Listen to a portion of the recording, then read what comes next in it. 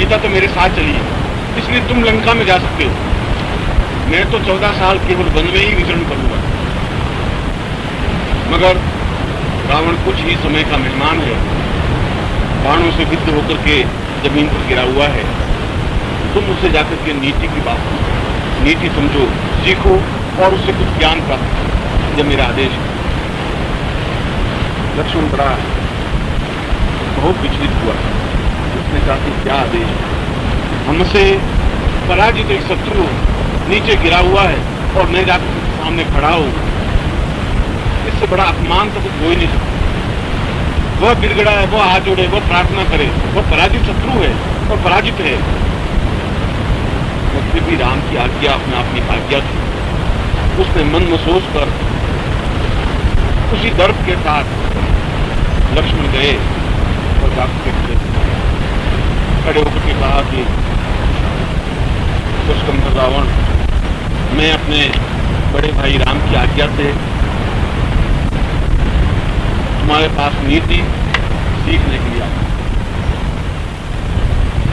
रावण लेटा हुआ था, साथ में मंदोदरी आदि सेवक वगैरह खड़े थे।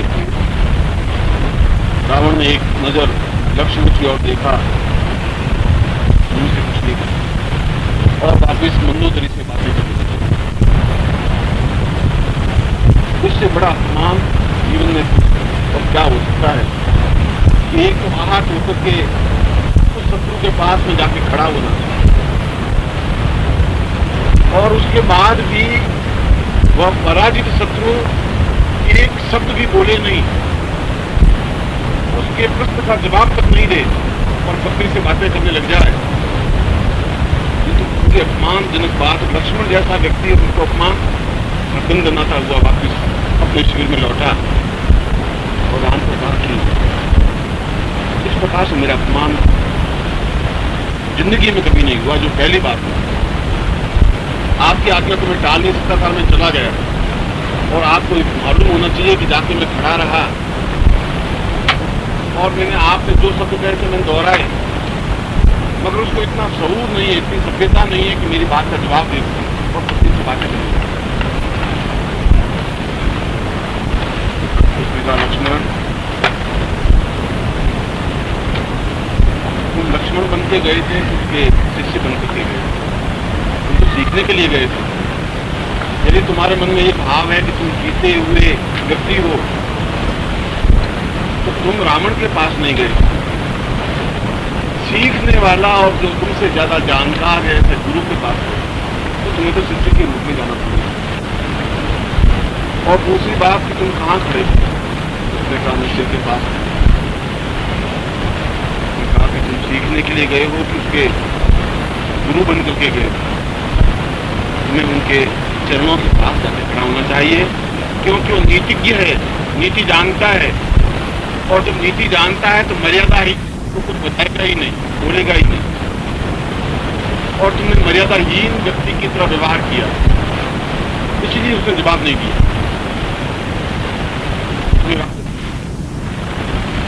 में वापस जाने की मैं उचित नहीं समझता। मैं इसलिए उचित समझता हूँ कि तुमने बहुत नीति के काम करके आए। ये नीति नहीं, ये मर्यादा नहीं है, तुम्हारे जैसे व्यक्ति को शोभा नहीं देता। तुम्हें शिष्य बन करके जाना है, केवल शिष्य बन करके जाना है। लक्ष्मण सुना गए और जाकर उसके चरणों में दशरथ पुत्र लक्ष्मण आपको प्रणाम किया। रावण ने कहा विजयी रहो।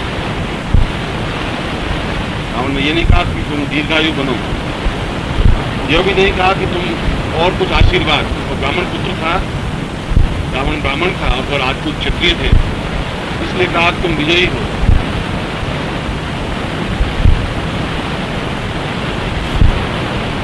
लक्ष्मण ने कहा कि मैं पहली बार भी आपको प्रणाम किया था, पहली बार आया था और प्रणाम किया था।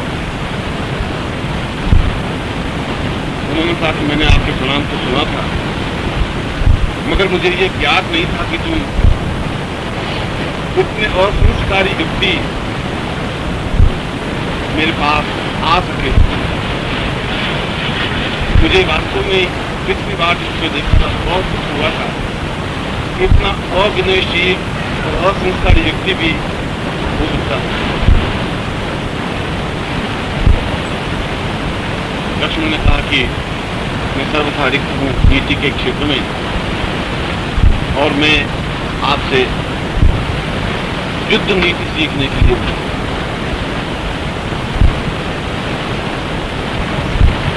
राम ने कहा कि अब मैं तुम्हें क्या सिखाऊंगा, मेरे ही भाई के द्वारा मेरे सारे भेद को स्पष्ट और खुल जाने के बाद मेरे जीवन की लीला तो समाप्त हो रही है, मगर फिर भी तुम जब शिष्य बनकर के आ ही गए हो तो गुरु का कर्तव्य है कि अंतिम क्षण में भी शिष्य को ज्ञान दे सके, वही गुरु। और तुरंत रावण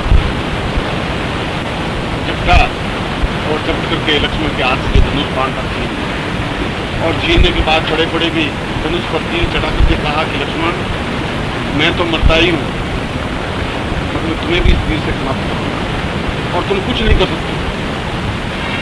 जब युद्ध की ही नीति सीखने के लिए आए हो तो शिष्य बनकर के आए हो और चरणों पर खड़ा होना चाहिए, मगर जब युद्ध नीति सीखने का आया हो तो 5 कदम पीछे खड़ा होना, इसे झपट करके तुम्हें कोई समाप्त नहीं कर सकता। यह एक धर्म नीति और युद्ध नीति की बात है, मगर राम के शब्दों में सारे शिष्य के गुण अपने आप में सन्निहित हो जाते हैं। जब कहते हैं राम के लक्ष्मण, तुम लक्ष्मण बनकर के वहां जाओगे तो कुछ प्राप्त नहीं कर पाओगे। यह प्रश्न नहीं है कि रावण ने एक बात सिखाई या 10 बात सिखाई, प्रश्न शिष्य की कसौटी की बात है, अनुभव की बात है। और अनुभव की बात सन 1983 में और 84 में एक 8 साल के लड़के ने अपने मंत्री, जो सेंट्रल मिनिस्टर थे, कैबिनेट मिनिस्टर, उनको कहा पिताजी मैं राजनीति सीखना चाहता हूं। आपने कहा कि राजनीति बहुत गंदी चीज है, मैं हूं कोई बहुत है, तू तो बस आराम और मौज मस्ती कर, कोई राजनीति। आप तो राजनीति सिखाइए, आप तो बड़ा तो मिनिस्टर कुछ नहीं है, तो कैबिनेट मिनिस्टर हैं और पूरे इंडिया के हैं, भारत सरकार के। सीखना ही है, तुम अभी छोटे हो, तुमका नहीं अभी से सीखना शुरू करूंगा। और आपसे पहले चुनाव लड़ करके आप तो शायद 35 साल में जाकर मिनिस्टर बने, और मैं तो 21-22 साल में बन जाना चाहता हूँ, अभी से सीखना शुरू करना चाहता हूँ। तो गुरु पिता उसको कहा कि चलो बाहर चलो। उस 7 साल के छोटे से लड़के को लेकर के गांव के बाहर गए। वहां एक पेड़ था, बेटे को कहा तुम पेड़ पर चढ़ सकता है? चढ़ सकता हूँ, गिल्ली डंडा खेलते हुए कई बार चढ़ा।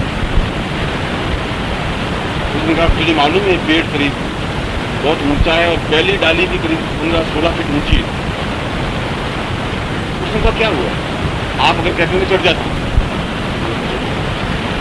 बेटा चढ़ गया। चढ़ने के बाद कुछ डाली पे आ सकता है,